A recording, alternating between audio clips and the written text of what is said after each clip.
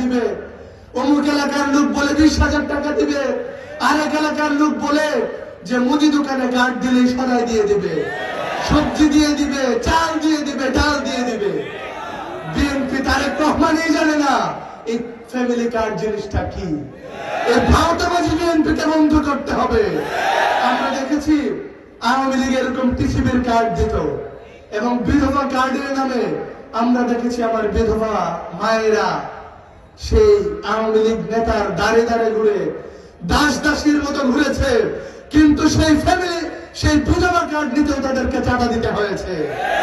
BNP যে family কার্ডের মূল্য দেখাচ্ছে, তারা যদি ক্ষমতায় আসে, আমার সেই মায়েরা বোনেরা এই বিএনপি নেতাদের পিছনে ছুটতে হবে, আবারও তাদেরকে চাঁদা দিতে হবে এই ফ্যামিলি কার্ডের জন্য।